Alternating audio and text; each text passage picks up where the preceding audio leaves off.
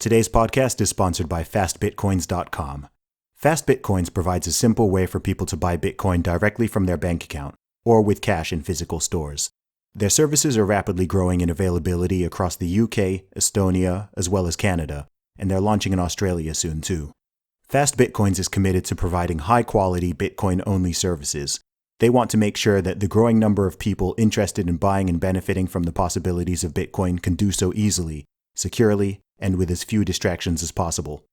Learn more about Fast Bitcoin's range of services at fastbitcoins.com, including how you can earn Bitcoin for free through their referral scheme. That is fastbitcoins.com. Fastbitcoins.com. Go check them out. What's up, ladies and gentlemen, boys and girls around the world? I would like to welcome you back to the Real Talk with Zuby podcast. Now, on today's episode, we have got on a college student, and she is also a political commentator and social media all-around personality. She's a very interesting young lady. I like a lot of what she's doing. So I would like to welcome to the show, Charrise Lane. Hi, everyone. Thank you for having me. You are most welcome. So Charisse, I've just done a really brief intro there. So let people who don't know you know a little bit about you. Well, yeah, like you said, I'm a college student. I'm going into my senior year of college. I've also been active in politics, I would say, since middle school, but my name didn't really get out there until about 2 years ago. So that's what I'm doing right now. I'm either trying to go to law school or trying to go straight into politics when I graduate. Awesome. And what is it that got you interested in politics at all? Sorry, can you hear me? Okay. Yeah, I got you. Actually, it was my grandfather, and I always see him to this day, like he still watches Fox News. He discusses politics with family. So just him even being in that got me interested. But also when I was in middle school, my teacher, she advised us to research both sides of the political party. So as you know, in America, we have the Republican Party and the Democratic Party. And so when I researched them, I started to say, okay, maybe I'm conservative and Republican because these align with my values. And mind you, this was in middle school. I did go to a Christian school, a private Christian school, but it was predominantly Black as well, but also conservative. So they didn't really force me to think this way, but from me researching on both parties, I came to the conclusion that, I identify as conservative and I had conservative values, and those values were mostly instilled in the Republican Party. Gotcha. And tell me a little bit about your sort of growing up and your family background. Are you from a more sort of conservative family? You said that, was it your uncle you said watches a lot of Fox News? My grandfather. Oh, your grandfather. Okay. So it's kind of split. Well, I grew up in a Christian home. Okay. My grandfather's a pastor. My grandmother is a pastor with him. So it's kind of split. A lot of Black Christians identify as Democrat, but then also a lot of us identify as conservative Republican. So it was kind of split with my family, but I know my grandparents are conservative. My mom is more so independent. My dad, he's Democrat. He he doesn't like President Trump. He doesn't like Republican Party. So we kind of bumped heads on those things. Sure. But I'm my own person. I think for myself. So it don't matter what my family has to say about me. I'm going to continue being, conservative and aligning myself with those views. Gotcha. Well, I love the fact that how old are you now? I just turned 21. Just turned 21. Month. Yeah. Well, for anybody, but let alone a 21-year-old young lady to stand up for your principles and values in the way that you do, in the way I've seen you do, is very admirable, because there are people who are twice your age, 3 times your age, who frankly do not have the balls to do it. And I was trying to find another term to use other than that, but that's really, it's always weird talking to a lady and using that term, but it's kind of what it is. I'm sure you've seen that, right? A lot of people want to not rock the boat at all. They just want everybody to like them. And, as they say, if you don't stand for anything, you'll fall for anything. And that is very true. And I think you're seeing that a lot of people are just being, to be frank, a lot of people are being pretty cowardly, right? Even if they really believe something and they say they believe something or whatever, they don't stand up for it, and they fold very quickly as soon as anyone is a little bit mean to them or disagrees with them or whatever. And so, yeah, I think you're a courageous young lady. So that's why I really wanted to Thank have you on. you. Yeah, no, real talk, Thank real you. talk. So I'm actually kind of curious. So of course I'm a Nigerian and British guy. I am not a Black American. I talk to a lot of Black Americans, and I am curious. So even within your own family, so you said that your dad is conservative, My dad is Democrat. yeah, and Democrat, and this is what I see as an outsider. Okay, it looks to me like a lot of, on average, it seems that Black Americans are actually more conservative on average than, say, white Americans, right? Hmm. A lot of Black Americans, if you look at their actual values and beliefs, they seem relatively conservative. Right. However, there, of course, is this super strong allegiance to the Democrat Party. And especially in 2020, when I look at the Democratic Party and I see what they stand for now, I'm not talking about the Democratic Party of the 1990s or, even the early 2000s. But when I look at what they're standing for now and also what they're against, I find it kind of confusing as to how that allegiance has been maintained. Because if you look at the values and the principles, I'm not even saying you need to love the Republican Party, but it seems Hmm. like the Republican Party stands for those principles way more than the modern Right. Democratic Party does. So, what are your thoughts on that? How does that? I don't really understand that schism. I find it confusing. It's confusing as well because okay, conservative doesn't necessarily mean Republican. Hmm. Conservative values revolve around God and family. So the Black community, we have a basis on God and family from where we come from. Hmm. Again, my grandparents are pastors. I grew up in the church. I've always been involved in the church, but I know people who have also been involved in the church who identify with the Democratic Party, and it's just confusing. I guess I guess some of them don't feel as if Republicans care about Black people per se. Hmm. But then again, I can't really vote for a party or be a part of a party that goes against the values that I represent, such as Hmm. being pro-life. I'm not for the LGBTQ at all. Again, I'm pro-life. I'm Christian. It's just a lot of things that goes into that. But some people don't understand that you don't have to be you don't have to be a Democrat. Hmm. So You don't what? necessarily have to be involved with the Republican Party, but Sure. you shouldn't be voting a Democrat because your parents or your family votes Democrat. Hmm. Yeah, I mean it's interesting because, I mean, the parties in my own lifetime, the parties have spread apart from each other, right? In fact, I think the Republicans haven't moved that much. If anything, they may have become a little bit more liberal in my lifetime. But it seems like even since 2008, the Democratic Party has shifted towards the left very aggressively, right? They went from, you were talking about being pro-life. They went from abortion should be safe, legal, and rare to shout your abortion. Hmm. There shouldn't be any time limit on it, right? You should be able to abort a baby up until the point that it's about to be born. Any reason, it doesn't matter. It's none of your business. My body, my choice. They've gone like really extreme on this position. They now have open socialists in their party. You have people Hmm. praising socialism and communism in the party and not being rejected. I mean, if you just went back to the Democrats in 2005, that would have seemed unthinkable, right? You would have been like, nah, Right. the difference between the two wasn't so big. So is it just that people have not sort of noticed that? Maybe they're not aware that the party is no longer what it was? Because I find that to be the case. I find on both sides, it seems like a lot of people who are more liberal leaning or left leaning, they still view a lot of conservatives as, they think that conservatives have not changed since 1950. Okay, so Hmm.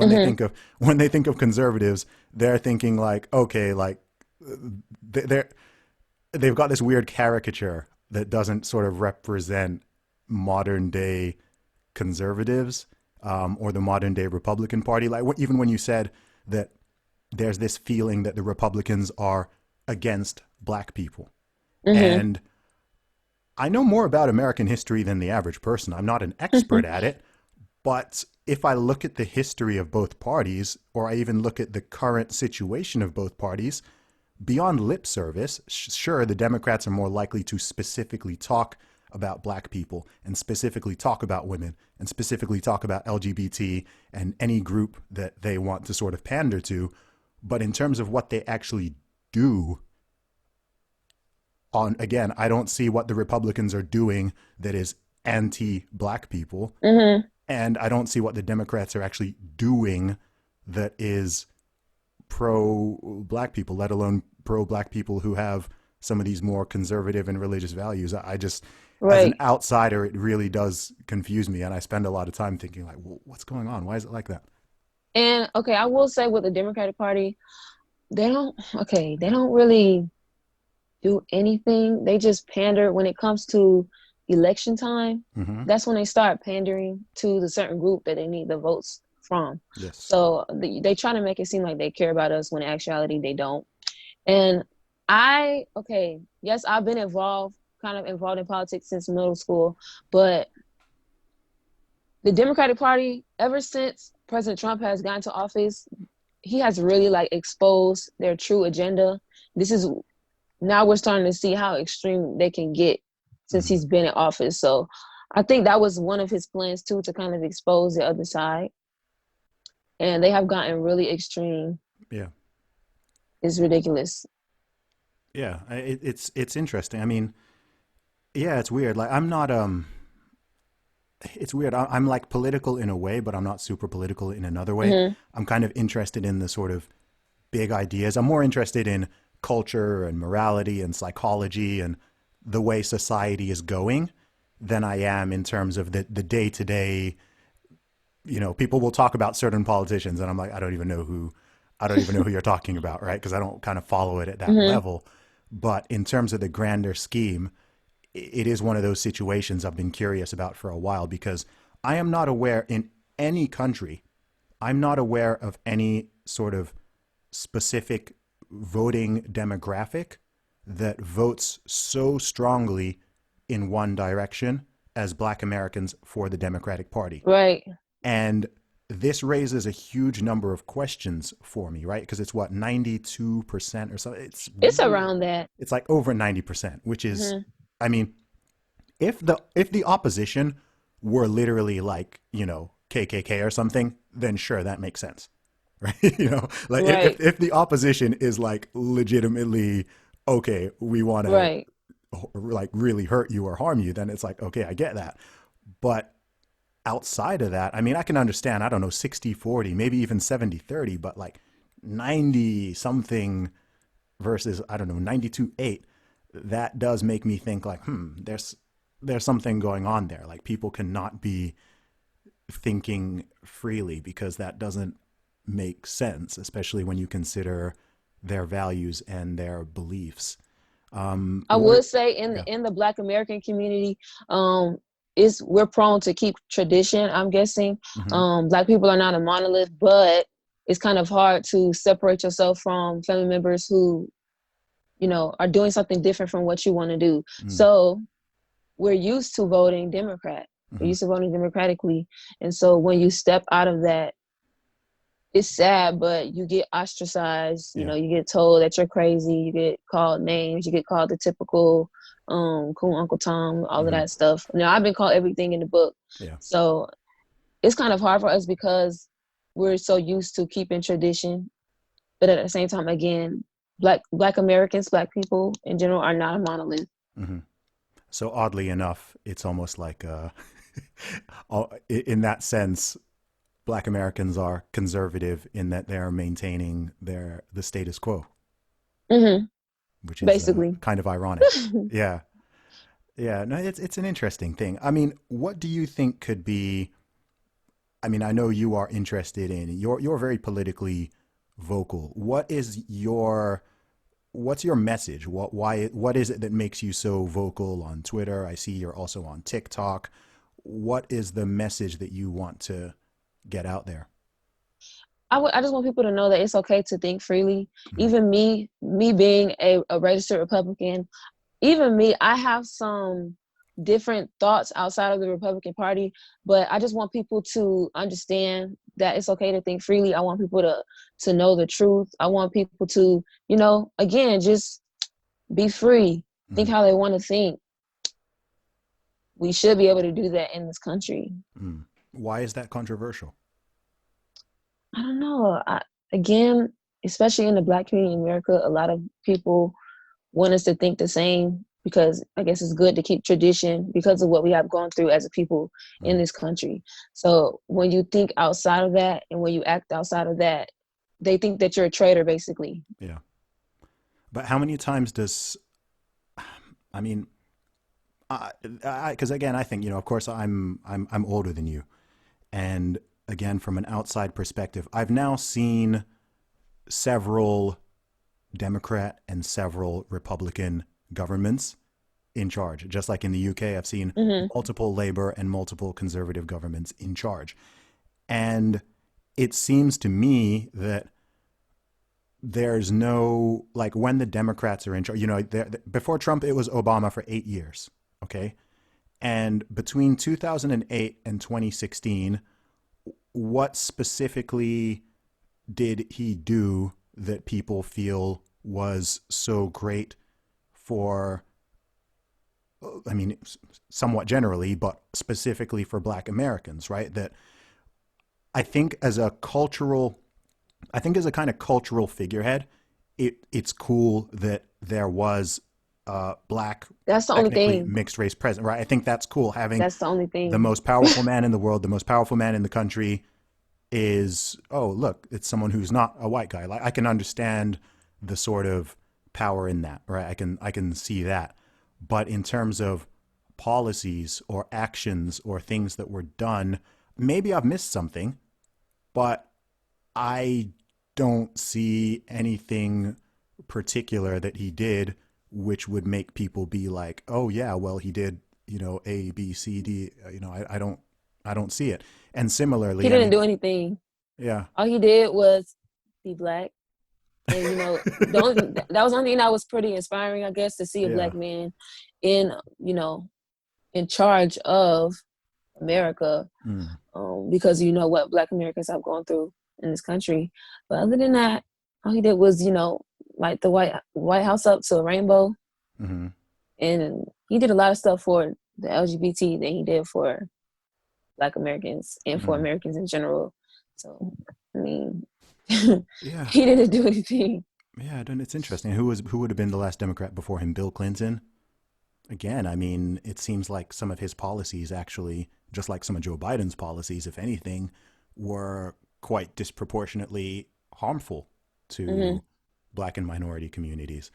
And let alone on a national level, I mean, if you look at individual cities with their governors and their mayors, and whether any of these cities where you do have a high proportion of Black and ethnic minority people living, vast majority of them are democratically run and governed, and they've been dealing with the same crap for decades. Like my entire Yeah. life, it's been the same cities: Detroit, Chicago, Los Angeles, New York. Like, certain things have gotten better under certain people and in different time periods, but it doesn't seem like, okay, there's ever been a time that someone has sort of stepped up and, I don't know, put their money where their mouth is, right? Not just Right. pandering for votes and we're going to say what you want to hear, but then once we're there, we're not going to do anything. And I've just now seen it. Maybe this is why I'm quite libertarian, because it's like I've seen the Mm-hmm. cycle. I've seen the cycle many times now. So I can't buy into the hype too much. And I also have I have a long-term memory. So just last year, okay? Just last year when they were doing all these democratic debates, etc., they were talking about reparations. Okay? Am I the only one who's noticed that that's not even part of the conversation anymore, right? It was like Right. when it was advantageous for them to talk about, when they're trying to get those votes, right? We're going to talk about reparations. We're going to talk about this. We're going to talk about that. And then suddenly it's like, oh, I haven't actually heard that word this year. And I'm like, oh, that's Now it's interesting. sanctuary cities and Yeah. illegal immigrants. They're now Yeah. putting illegal immigrants before Black Americans, and it's sad. I mean, that's a slap in the face to my ancestors who have gone through so much in this country. Mm. President Trump said Black Americans built this nation, and he's right. I mean, we had a hand in it, and we deserve, you know, Yeah. to be recognized. Not they're trying to replace us with illegal immigrants, and I just don't agree with it. Yeah, well, this is why I find it all disingenuous because it just seems to be like, okay, it's almost like they look at the stats and they see, okay, which minority group do we need to sort of target to get the numbers in terms of the votes, right? So, But we're dying off as well because, abortion, we're the most to kill our babies, mm, and our, our race is the most to be aborted. So yeah, we're dying off. We're 13% of the population. And so you have other people coming along to replace us, basically. okay, So now they're that's seeing heavy. that. No, that's heavy. Yeah. What I've kind of got a couple of directions to go here. What do you think are the biggest problems facing? I don't really like to use the term Black America because it's too wide. There's Mm-hmm. millions and millions of people, but to use the terminology that people use, what do you honestly think are the biggest problems facing Black America or the Black American community? What are I know if I talk to a lefty, they'll scream racism and systemic racism and institutional racism at me. In your own perspective, you may still think some of those things, but what do you think are the biggest problems? Well, number one thing for me is broken homes, broken families. I didn't grow up in a stable, put together family. So when you have someone not growing up in a two-parent home, it's hard. You know, um, me personally, it's been hard, but I've been able to overcome it. But some people it's hard, Mm, and not a lot of people in the Black community have a stable two parent household, a stable family. The single mother thing is not helping. Feminism is not helping us as well. mm, I see a lot of Black women trying to, I guess, promote feminism now, and it's not helping mm. because we're already suffering from broken homes, fatherless homes. I want to say everybody in the Black community is No, no, of course not. fatherless, but from where I grew up in, what I've grown up in, where I come from, the city that I've grown up in, if I ask somebody, was their father there? I won't be Mm, surprised when they say no. A lot of my friends, fathers are not there. yeah. So that's And the number one thing for me. And it means a lot when you have both parents there to guide you. yes, it does. And this is that's not an opinion either, right? If people like stats and statistics and numbers, you can look at this up. It doesn't matter what skin color someone is. Yeah. I It's would say for me, my father, he's here, but my parents are divorced. They Yeah. divorced when I think I was 3 to 6. I think they separated when I was 3, divorced when I was 6. So he wasn't necessarily in the home. So it did have an effect on me, but I was able Mm, to overcome it. But some people, it's hard. yeah. And what do you think is at the root of that? I mean, I think I saw the statistic. I think it's 72% of Black Americans are now born to unmarried parents. I know that doesn't specifically mean the parents are not together, but that is an astronomically high number. Hmm. And that number's been steadily just increasing and increasing every year. And what's at the root of that? I think when America introduced the welfare state, Hmm. that's how it started. They had to do welfare checks to make sure the father wasn't there for the woman to get money from the government. And they still do welfare checks. I mean, I have family members who tell me they still do welfare checks to make sure the father isn't there. And also mass incarceration Mm. in America. There's a lot of Black men in jail Hmm. for years and years and years and years. So, Joe Biden with that 94 crime bill, he definitely participated in the mass incarceration of Yeah. Black people in America. And I even have friends who told me, one of my friends, his father just got out. Hmm. He hadn't seen his father in a long time because his father was in jail. I don't know what he did, but Yeah. so the welfare state and mass incarceration is two big things that has, contributed to that. And also society promoting, not promoting abstinence and promoting promiscuity. Mm. That's another thing. That's a big one. Yeah, and basically not promoting marriage. So Yeah. it can even go outside of the Black community Oh, now that certainly. you have feminism and I do what I want with my body, and Hmm. you don't have to wait until marriage. There's consequences to that. That's why I promote abstinence. I Yeah. am abstinent because I do not want my kids to go through what other people have gone through with being in a fatherless home and all of that. Mm. And yes, I want a stable family for myself. Yeah. So it's a lot of factors, but those are the top three Yeah, things. those are a lot. I mean, I'd like to go into those a little bit more because I think one thing again I've observed and what seems to be a trend is that it seems like a lot of Black communities in America are almost kind of the canary in the coal mine. So what starts there sort of spreads throughout the wider society. So if you see a trend, if you see something kind of going Yes. up in that demographic or going down, it's like the other ones maybe a decade later follow. Hmm. And so I We think are trendsetters. We're trend yeah. starters. The Black community, a lot of people get their culture from us. So Yeah. I mean, I'm proud to be Black. Mm-hmm. I call myself pro-Black, which some people might not agree with, Mm-hmm. but my What? definition of it is different.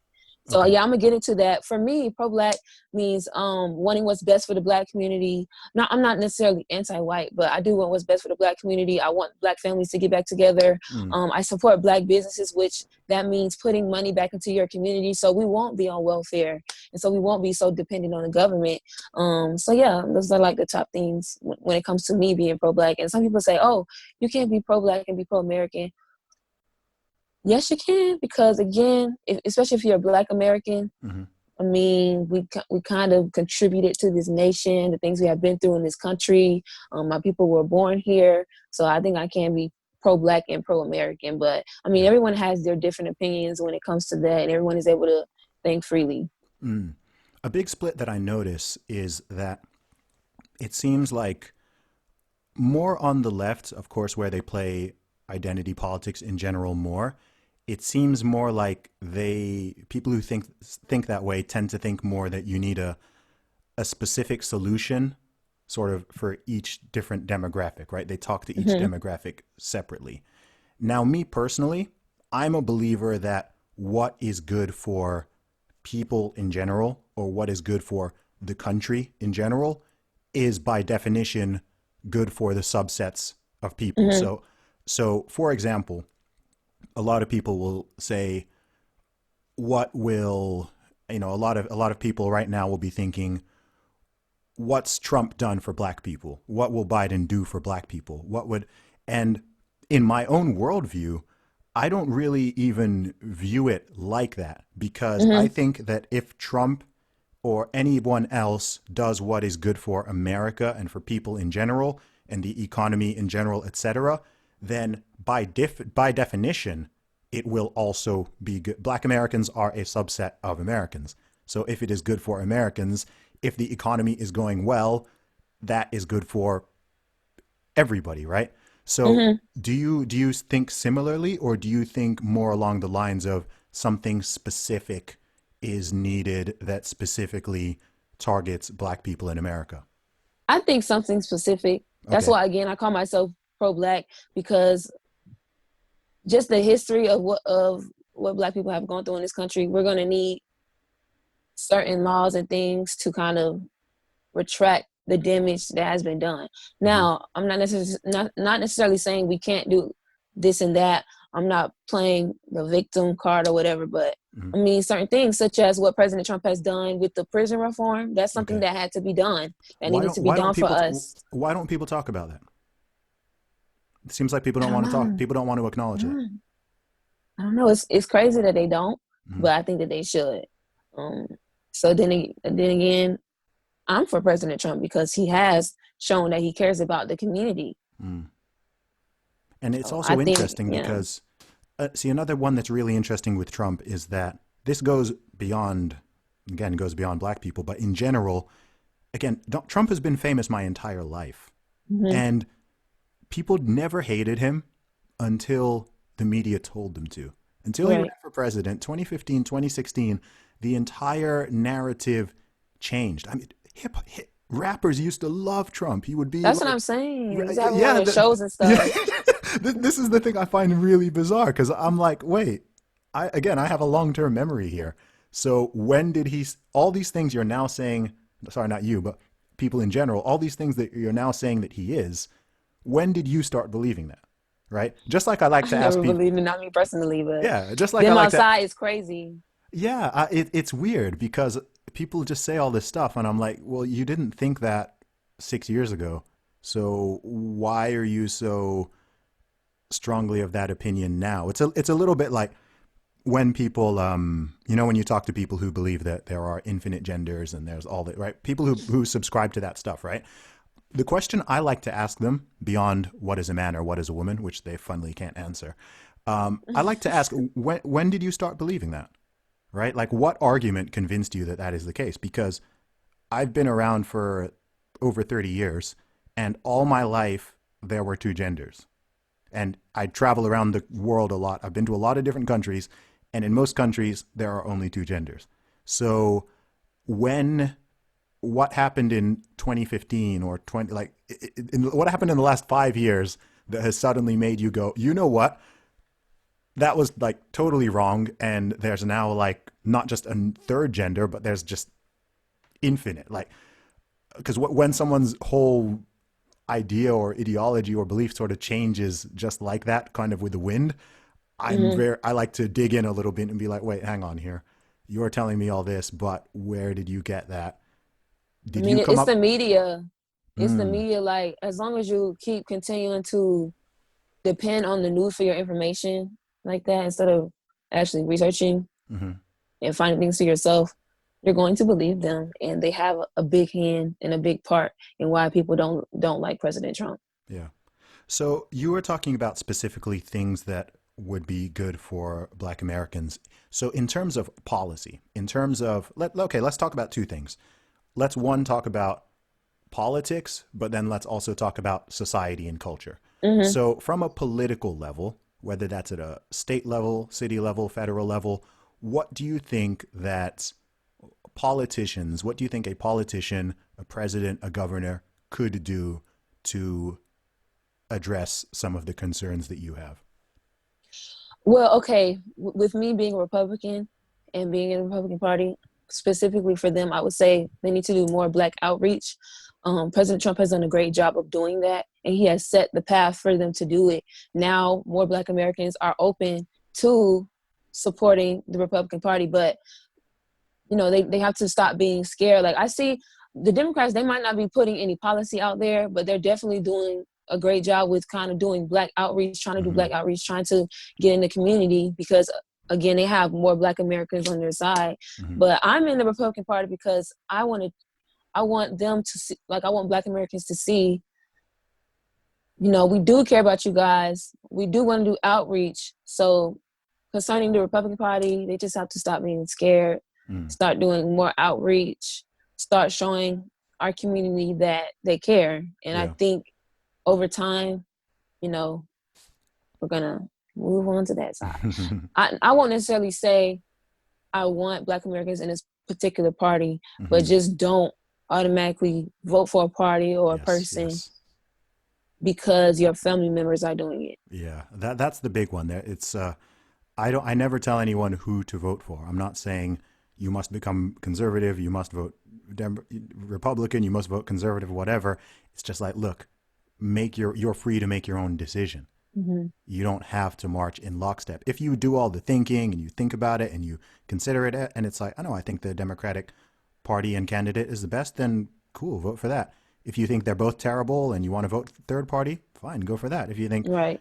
oh, actually, if I look at what Trump is doing and it's actually pretty good, then go for that. in terms of the policies themselves, though, so let's say that they're able to get a little bit more of this support. What is there something specific that you would like to see addressed? What could be done? What I like to, how would I put it? At what stage would it be like, okay, we are fair, like we're square, we're even? You kind of see what I mean? So I think that okay, I think that both parties should talk more about reparations. I okay, mean, interesting. I've heard, um, okay, I'm a part of a movement called ADOS. I don't know if I'm saying it right, but some of them, they don't kind of accept me because I support Trump, but at the same time, I understand their concerns. Being a Black American, you know, a lot of these groups have gotten reparations except for Black Americans, so I kind of see their side on why they want to get it. Mm-hmm. Me personally, they say, okay, you're not really for the ADOS, which ADOS means American Descendants of Slaves. So Mm-hmm. you're not really for the ADOS movement because you don't want a check and you don't understand the economic side of it. But for me, I'm saying I don't really want a check. I don't really want money. Mm-hmm. I want maybe land, business grants, something around that Mm-hmm. can actually really help our community economically. It might not be in the form of a check because in my opinion, a lot of people in the Black community they're not financially, in the mind, they're not financially equipped to kind of understand how to handle money. Mm-hmm. But then again, talking about reparations and kind of acting on it, I think that will be good for us. Yeah. I mean, how would they? It's So weird. It's hard because yeah, because not everybody Black in America is Black American too. yeah, this Not is the everybody's thing. descendants So of slaves. It's a lot. yeah, I think with the whole reparations conversation, I mean, I remember I did an interview in the UK actually where they did ask me about it, and I caught some flack for Black Americans because I'm not in favor of it, right? And for I can me, understand both sides though. yeah, no, I can understand it, but I have so for me there are two, maybe even three aspects. Number one is that I don't believe in the sins of the father kind of thing, right? So in 2020, nobody, no, especially no young Black person who's alive in America right now, you know, no white people in America alive today Right. own slaves. No Black people were slaves. You know, I maybe agree. there are some very older people who, you know, suffered a little bit under Jim Crow and things like that. But generally, like, I think, okay, well, no, that white guy was not responsible for what one of his ancestors may have done. In fact, most of their ancestors probably were immigrants themselves. And again, like you said, not everyone who is Black in America, if you were to trace it back, even would have been Right. a descendant of slaves. So it's just like It's tricky. yeah, It's it's kind of tricky. So tricky. I think there's that whole aspect, and then there's also the even if you did even if say someone did the worked it out and thought okay, the reparations are due somehow. The calculation, I mean, who pays for it, who receives it, Right. how much is And it, how do you do it? me personally, I don't necessarily want anybody white. I mean, let's just go back to the party who was for slavery, the Democratic Okay. Party. I mean, come on, pay up, Democrats. Because the Republican Party was formed on the basis of abolishing That's slavery. true. And you had a lot of abolitionists who were Yeah. Republicans. So I'm not necessarily saying a whole Mm. race needs to pay us reparations. But I mean, the Democratic Party did have a hand in it. Yeah. I don't necessarily blame white people because not everybody white in America too. Not all of their ancestors No. were slave owners. Exactly. So In it's a fact, tricky it topic. would be a minority that would have been influenced. Right. Yeah. It's a tricky topic, but I understand Mm. the American descendants of slaves. I understand their Yeah. understand. Yeah. And I just understand all sides. Yeah. No, I understand it. I'll tell you one of the sort of primary principal reasons why I personally think it's misguided is because of, you know, all of our previous conversation. What I think is, I do not believe, even if I were of the opinion, even if I could be convinced that reparations are due and are owed, I do not believe that the government or any party would actually do it. I think that they will use Mm-hmm. it. I think they will use it happily as a carrot to get your vote, right? I think that Democrats will happily talk about, yeah, I think, because you hear how they say it. They'll say it should be Right. on the it should be on the table. We'll consider it, and that's like a carrot of hope, and It's sad though, that keeps but people it voting. But I don't. Maybe this is my like over skepticism, but I truly don't believe that they would be like, okay, you know what, we're actually going to do this. and honestly, I don't believe that they will either. It's sad because a lot of other racial groups have gotten reparations in America, Mm, except for really Black Americans. I don't know why it's taking them so long to act on it or whatever, but I believe that they're not gonna. I think that maybe if they talk about it, they still won't really do anything mm. about it. I Because wish that they yeah, would, I get you it. know. And sorry, I'm thinking out loud. Also, beyond that is I think that as long as people are pushing for that, I do think it keeps people stuck somewhat in that victimhood mentality. Hmm. Because as long as you are feeling like you are owed something, Hmm. you're always going to be in a weaker position. Always. Always. Like I If said, you've, I yeah, understand both sides. I understand yeah, both sides of the argument. Like I'm not necessarily saying I'm owed something, but at the mm, same time, I do recognize, at least if it's not for me, at least for my grandparents, they're yeah, still alive. yeah, At least for them, because they even went through the Jim Crow era where all of that stuff was going on. My mm, grandma told me about let me put my business out there, but she told me about her grandmother and her grandfather, and I don't know if it was a KKK or whatever, but basically they raped her grandmother and they tore her grandfather apart. It was two horses and they tore him apart with oh that. my So gosh. it's like, if it's at least not for me, but at least for them, Yeah, because they actually went through the Jim Crow and all of that stuff. yeah. Yeah, it's heavy. It's complicated. It's a complicated issue, Hmm. and I can understand. I can understand why people push for it. I it's not. Yeah. I think a lot of people think that it's funny. I have like a. I think there's no demographic that I polarize. I seem to polarize more than Black Americans. Right, like they seem to be like either like really, really, really like me and my message and stuff like that, or be like super like hostile, Hmm. like insanely hostile towards it. Like I'm some British guy who just totally does not understand any of the history and stuff. It's like no, Hmm. I understand it, but I'm very much a realist. I'm a pragmatist, and I also understand that politicians they lie. Right? Like they lie. They've It's been, unfortunate, but you that's know, what the time that we're living in. yeah. It's just like that's what they do. They've been for how many decades are they going to keep saying? It's the same with anything. Look at places where they have lots of homeless people. Right? Look at Los Angeles, San Francisco. They always thought, oh, we'll do this. We'll do. They don't. The numbers just keep going up. The numbers keep. They're not doing anything. They don't They just care. want the votes, honestly. Yeah, it's like they want the vote, but people need to hold their. If this is what people want, I think people need to like hold their feet to the fire more. If it's like, okay, if I vote for you because you're saying you're going to do this, then you've got to you've got to do it. Like we need to hold this person accountable. If you become the mayor saying that, okay, I'm going to clean up crime in Chicago, and then you become the mayor and you just sit there and people are gunning each other down every weekend and you're just Hmm. kind of sitting there and chilling and talking about some other nonsense and virtue signaling on Twitter and hashtagging, then it's like, nah, the people who voted for you should be like, hey, you said you were going to do this. We voted for you because you said you're going to do this. Like, what's That's up? kind of why I want to run for office in the future as Yeah. well. I'm leading up towards that because, okay, I'm in Mm-hmm. Florida, which Florida's kind of like purple, red, but Orlando is blue. Mm-hmm. And particularly in my district, I've seen them say they're going to do stuff for, especially for, because there's a lot of Black people in Orlando. But I mean, what are you doing for the Mm-hmm. community? The neighborhoods are the same. Crime is still the same. So that's kind of why I want to run it, at least specifically in my district and in my Mm-hmm. town, because I really do want what's best for my people. I want what's best for my community, Yeah. for the community that I grew up in.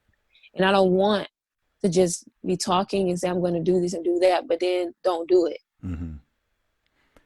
What do you think needs to change culturally? So only so much can be done with politics. I'm much of a believer of things start with the individual and then kind of go outside there. Individual, family, community, and it kind of goes wider. So what are some of the things Culturally, as sort in of, the Black yeah. community.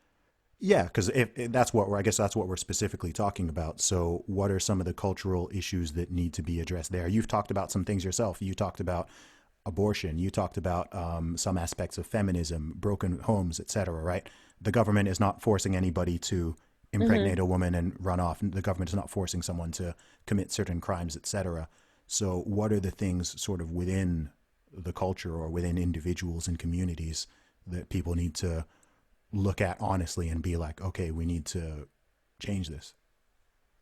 Okay, specifically for the Black community, I still see a lot of Black liberals blaming white people for a lot of stuff, Mm-hmm. and I don't agree with that.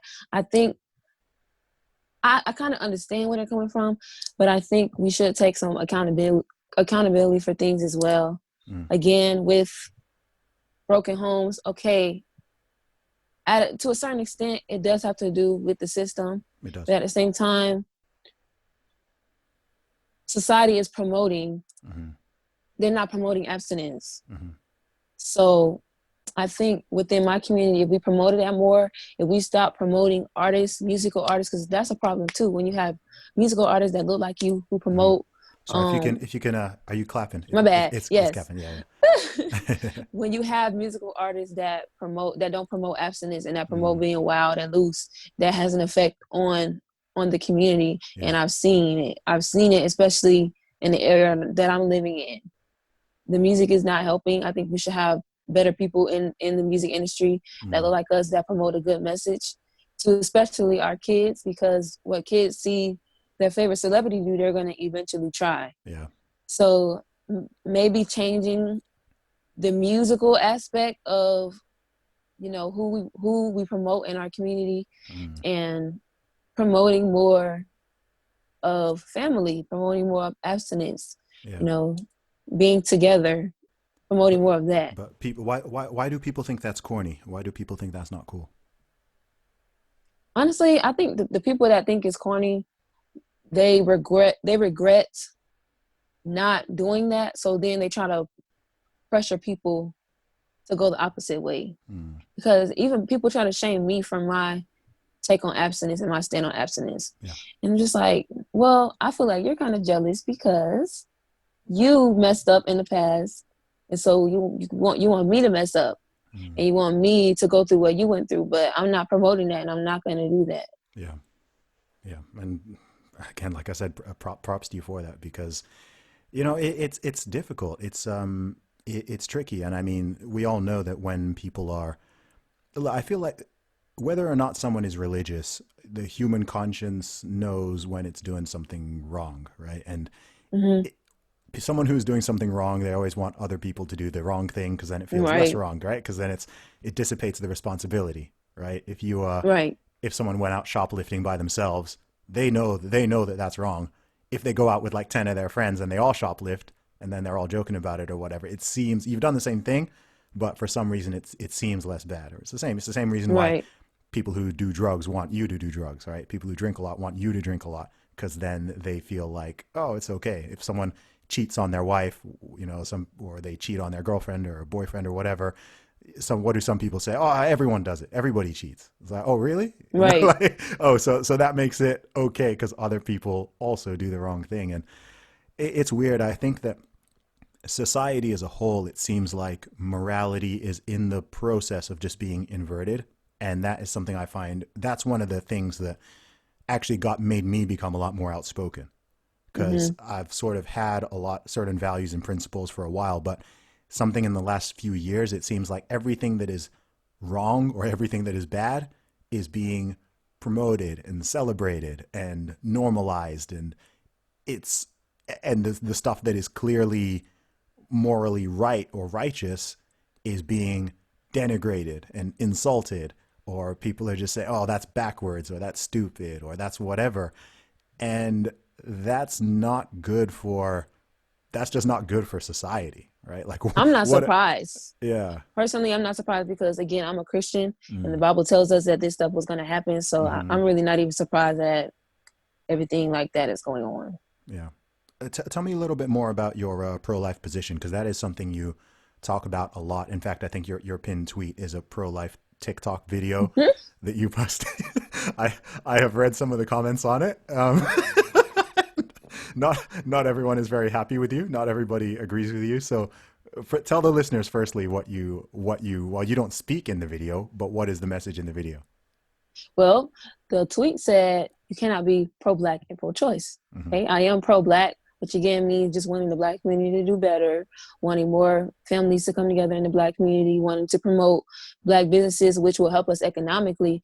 But when you go back to abortion in America, Black babies have been killed off the most. You Mm-hmm. know, it's been over 20 million plus. We take up the most of the abortions in America.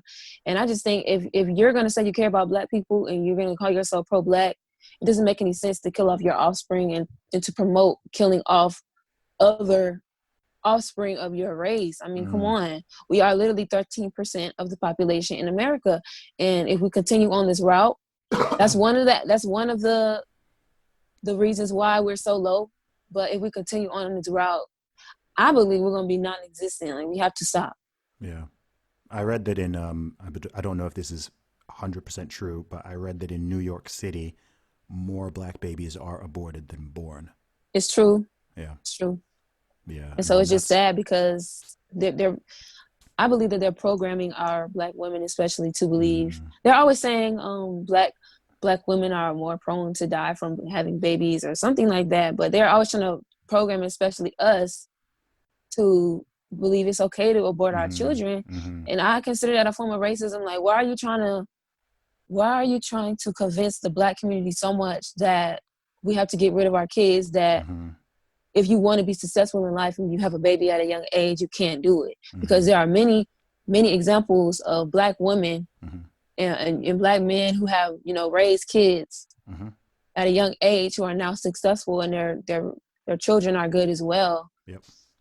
I don't know why I just feel like they want to get rid of us. I don't know why. Well, But it seems anti-life, anti-Black, and anti-woman in my personal viewpoint. yeah. And there are people who will accuse me of being those three things because of my position on this. I don't know how aware you are of this. Are you aware of some of the stuff that's happening in this regard in Africa, as in like the continent as a whole? I think the Gates family is trying to bring Planned Parenthood over there. Yes. I'm just So like, why so Africa? there are a lot of international organizations and international governments that are spending billions and billions. So Africa is the most pro-life continent, I believe, in the world, right? Mm-hmm. Most Africans are pro-life. And there are only a handful of countries in Africa where abortion is legal. And there is very heavy Western pressure and money being spent and investment and people working overtime to try to convince African people in general and African women specifically. And of course, they wrap it up in nice words like reproductive health care and women's rights and reproductive justice, etc., family planning, right? But it all comes with abortion, right? They're really trying to normalize it. And they've been spending billions over I don't know how aware most people are of this, but that's one of those things that makes me, when people talk about even certain organizations, like you said, the Gates Foundation or the World Health Organization or the UN, there's Planned Parenthood International. You've got a lot of all of these things are pro-abortion. All of these organizations they consider abortion an inverted commas human right, right? They consider the right to end a life supposedly is some inalienable human right, which seems really, really backwards to me. But they have taken that position. And when I look at what is going on in the USA, in Black and ethnic minority communities in that regard, and seeing where the Planned Parenthoods are located, and looking at the history of the company, looking at all these organizations, looking at what they're doing in Africa, people want to talk about racism. People are like, oh, Zuby doesn't care about racism. Zuby doesn't care.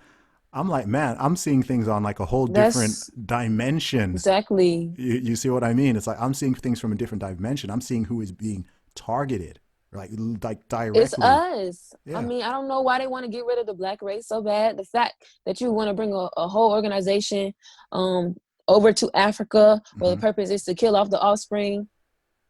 Why do Yeah. you want to? I mean, these people say they're not racist, but I'm starting to think that they are. Why do you want to bring that This is the organization thing. over to Africa? Yeah, they're saying, "Oh, we want to, liberate the women and give them choices, etc." And it's like, look, you don't even. Firstly, that shows a huge cultural clash because if you actually talk to the people there, of course, people do stuff illegally. Like we know that, but in terms of the general values, in most countries in Africa, it's totally normal. When I say that, if I'm here in the UK or I'm in the US and I say that I want to have and I say in a perfect world, right? If I can afford it and everything, I would love to have like five, six, seven children. Okay. And people Mm-hmm. think that I'm insane. People think I'm crazy. I'm like, yo, I'm one of five. My dad is one of 11. My mom is one of seven. Like, I'm from a That's big how you family, continue the right? bloodline. You Yeah. know, Yeah. the If the I, the heritage. yeah, if you're in Nigeria and you say you want five children, nobody bats an eyelid. That's like no, it's like that's normal. It's like pro-life through and through. People believe, children are a gift from God. Like you don't kill your own children. It doesn't matter if you aren't in the perfect situation, right? Like people use this excuse of like, oh, you can't afford. It's like really, like how much do? I'm not saying children are cheap, but this idea that I don't know. It's just so odd to me. It's like in the richest countries in the world, you can't work out a better solution than just okay, we're just going to kill like hundreds of thousands, millions of babies here. We won't call them babies, right? People get angry. You say baby, and it's just like, look, I don't care for euphemisms. I don't care for sugarcoating horrible things, right? I don't care. And you'll notice that the only time in history that people want to argue the difference between a human and a person is when they want to harm or kill that demographic. Right. That's the only time people differentiate between human and person, right? They did it with slaves. Said no, it's a human, but it's not a person, Mm-hmm. right? They're doing this now with a child in the womb. It's a human, but it's not a person, right? Right. It's a human, but it's not. That's Hitler and the Jews. They're humans, but they're not. They're not people, right? And once you do that, then you you can do what you like, right? You can Right. enslave them, you can kill them, you can murder them, you can dismember, like whatever. And I see these patterns, and it's like when people get hung up on that thing. I mean, it's stupid when you're talking to some of these pro-choice people, for example, and they always try to control the language, right? You say baby, and oh, it's not a baby, it's a fetus. It's like you're now just all you're doing is playing around with the English language. In the English language, Yeah. in every language, you don't even have a different word between fetus and baby, right? That's something specific to our language. It's the same person. It's the same thing. Whether it doesn't matter what you call it. You could call it a potato. It doesn't matter. It's the person, right? You've got a fetus. You've got a baby. You've got a toddler. You've got a child. You've got an adolescent. You have an adult. All of these things are just human life stages. So I don't care what you are calling. It would be like someone wants to kill a child. I'm like, oh no, that's a toddler. That's a toddler. That's not a child. It's like a toddler is a. You see what I mean? And people just get wrapped up in all this stuff because they don't want to talk about the actual facts because the actual facts are Right. awful. Like it's not pleasant when you actually acknowledge it. No one wants to acknowledge it. That's how. I mean, Yeah, go yeah, ahead. it's weird because I don't understand the concept of okay, we're having gender reveal parties, we're having baby showers. So is it only a baby when the woman It's decides it's a baby, it's crazy. and then when if a say for instance a pregnant woman gets murdered in a drunk driving Hmm. incident, the drunk driver, we know this, he's going to be charged with a double Double homicide homicide. because they're both of them are humans. You killed two people, two Hmm. lives.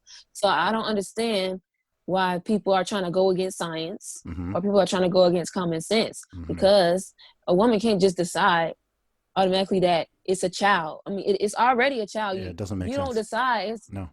once conception happens, And in it's a real human and being. as you've said, in real life, again, the only time people want to use the term fetus is when they want to kill it.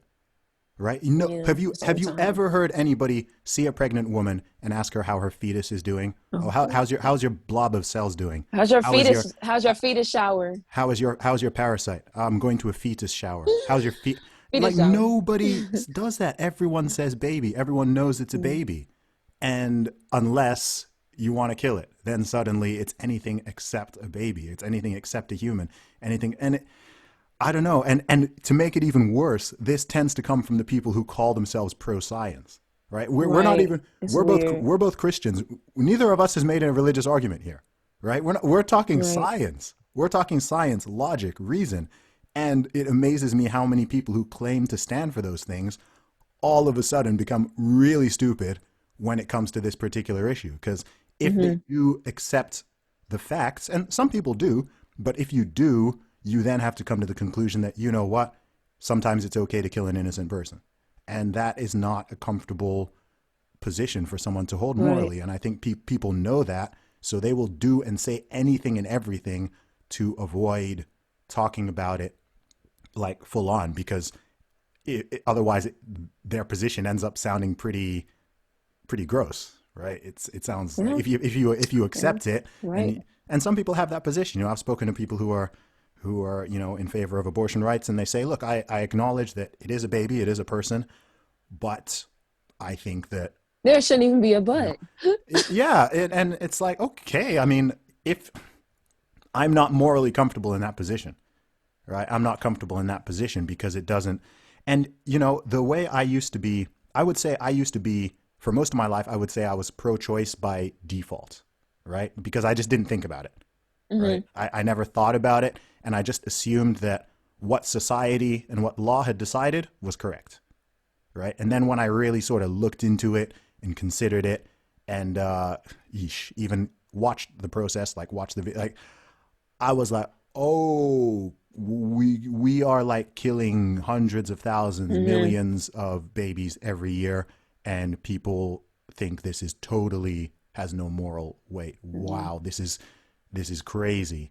Um, I mean, that's and why when women get abortions, they don't even show them the, no, what is it called? A sonogram? Is that what it's ultra, called? Ultrasound. Yeah, ultrasound. ultrasound. Yeah, They don't show them because they don't no, want them to see. They don't want them to see it at all. no. It's and I don't know.